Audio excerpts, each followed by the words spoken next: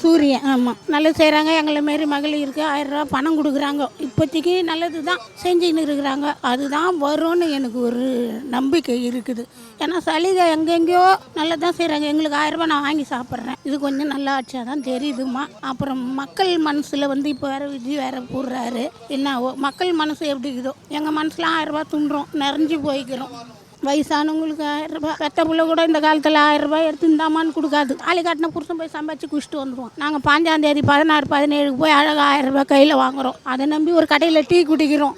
அதை நம்பி 2 இட்லி சாப்பிட்றோம். அவங்க வந்தால் நல்லாயிருக்கும். இந்த 1000 ரூபாய் பணத்தை வந்து இன்னும் ஒரு 200 போட்டு கொடுத்தாங்கன்னா எங்களை மாரி வயசானவங்க ரொம்ப வாழ்த்தோம் ஐயாவை. ஒரு மகளிருக்கு நிறைய சலுகை பண்ணியிருக்காரு யார் ஸ்டாலின். அதனால் மகளிர் முதியவர்கள் எல்லாம் பண்ணுறாரு.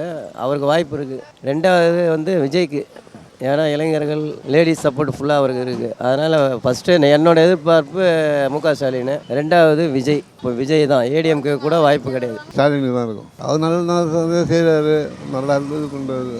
விஜய்க்கு தான் ஓரளவுக்கு இருக்குது. ஆனால் மெயின் டிஎம்கே தான் வரும். திமுகவுக்கு அதிக ஓட்டு வரத்துக்கு வாய்ப்பு இருக்குது. நல்லா செஞ்சுருக்காருன்றது மகளிருக்காக நிறைய செஞ்சுருக்காரு. அதனால் நிறைய வாய்ப்பு இருக்குது ஓட்டு போகிறதுக்கு அவர்.